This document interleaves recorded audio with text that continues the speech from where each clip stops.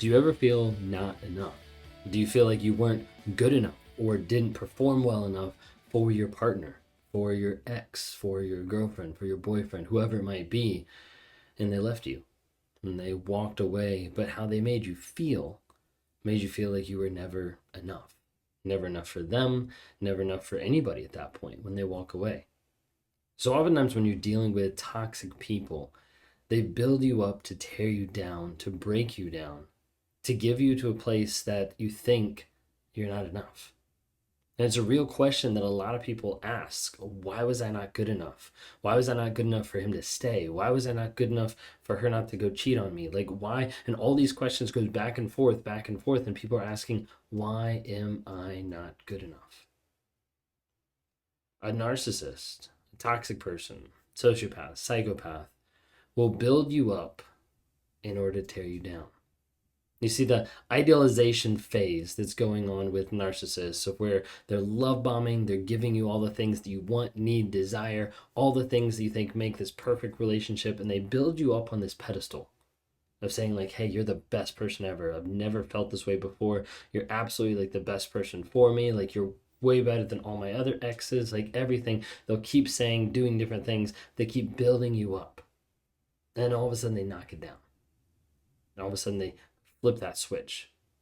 The black and white thinking changes, the devaluation starts, and all of a sudden, all those traits, all the things that you said that they said were, hey, this is what I love about you, this is what's great about you, this is what's amazing, all of those things disappeared. It was like they vanished. It was like the things that you brought to the table of being loving or kind or having this hobby or this passion, all of a sudden those things were inconveniences. All of a sudden those things were things that they no longer loved about you. They no longer liked about you.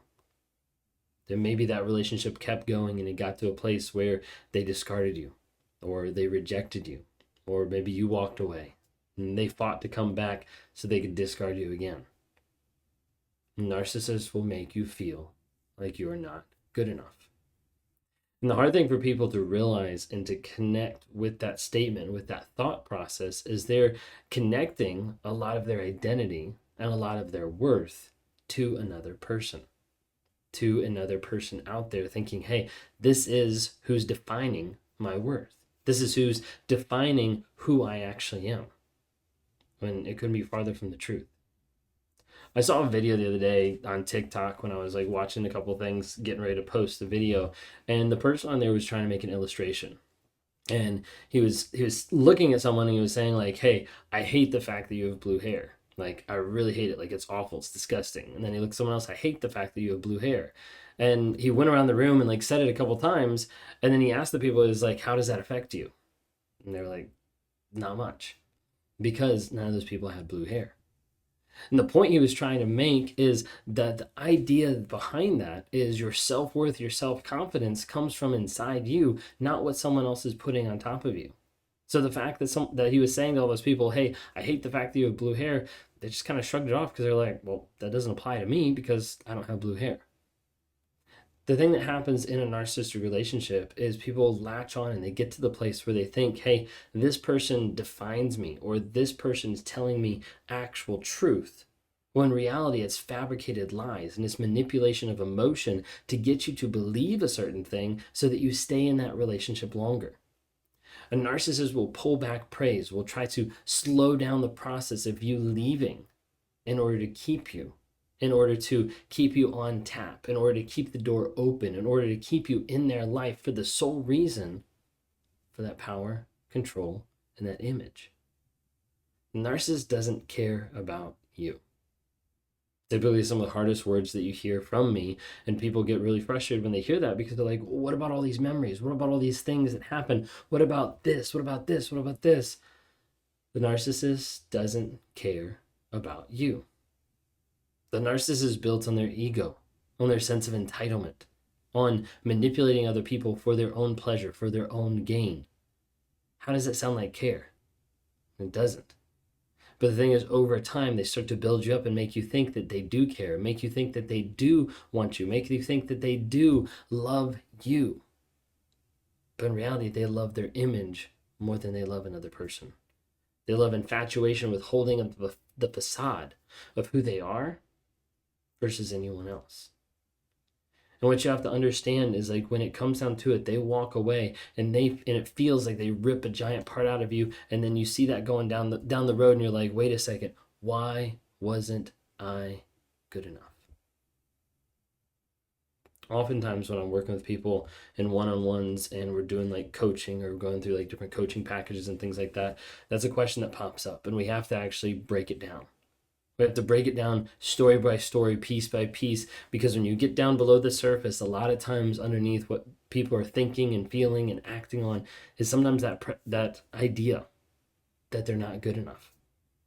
And so we have to break it down. We have to look at the relationship, and we have to say, okay, like, if you don't feel like you're good enough, like, what's the story that you're telling yourself?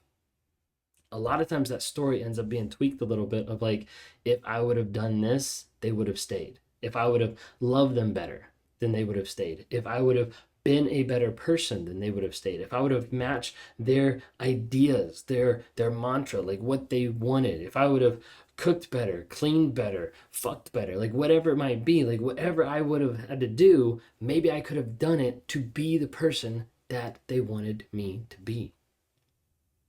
You see countless examples of people that have changed and have morphed and have developed their life around another person, around that narcissist, around the toxic person, to no avail. Because they just disappear, they just walk away, whatever it might be, they end up discarding, rejecting, anything like that, and you've changed so much. So let me ask you today, when you think of this thought along the lines of, am I good enough? And you consider it and you ponder it, what's actually driving that? A lot of times it's that idea of not just am I good enough, but like I needed to modify myself. I needed to change myself to win their appreciation, to fix that person, to win love, whatever it might be. But when it comes down to it, how much did you change in the relationship? How much did you invest in that other person? How much did you modify your actions, your habits, your like everything? Because so often when you're in a narcissistic relationship, you start to change bits and pieces of yourself.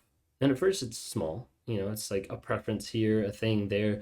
Then it becomes larger, it becomes financial, it becomes location, it becomes job, it becomes career, it becomes life, it becomes kids. Like everything starts to change to modify around what the narcissist wants. Or try to modify around just avoiding those blow-ups, avoiding the things that are going to happen with the narcissist. So I want you to think back on the relationship. How much did you change yourself? How much did you change for that person? And a lot of people here are thinking like, I changed a lot. So much so that I don't even recognize who I am now. Like I used to be confident. I used to be so much different. I used to be all these different types of things. How much did you change? Think of that. Like go through, like if you have to, like write down a list of like, I used to be this way. I changed this. I changed this. I changed this. I modified this. I did this for him. I did this for him. I did this for her. I did this to give her what she wanted. I did this for, and the list goes on and on. Write those things down. And then I want you to think through, how much did the narcissist change for you? Because what you see in toxic relationships and in narcissistic relationships, you don't see them change. You see them sometimes modify. You see them sometimes love bomb. You see them sometimes future fake. You see them try to adjust and change realities so that you stay longer without changing their actions and their behavior.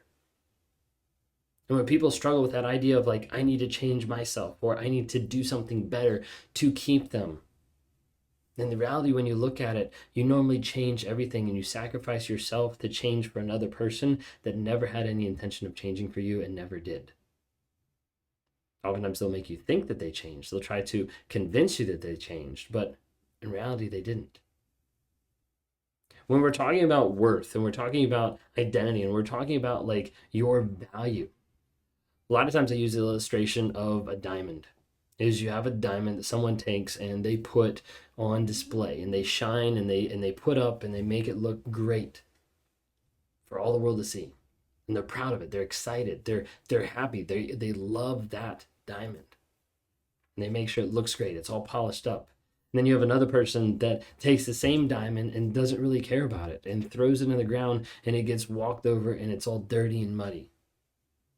The thing that you have to remember is when you're that diamond, your value didn't change from being shiny to being broken, from being all polished up to being all covered in mud. What changed is the person that was valuing you. And so often when you start to think of why wasn't I good enough, or why was I not worth them staying, you have to disconnect the idea that you're attaching your worth to what that other person told you. You're attaching that worth to what they said about you. You're attaching that worth to the words, the gaslight, the reality that they tried to shape on you. But it doesn't have anything to do with that. It doesn't have anything to do with them telling you your worth. That's where you have to start looking at you. What's your worth actually built on? What's it based on? What's your self-confidence based on? What's your self-worth based on? Take a look at that each and every day.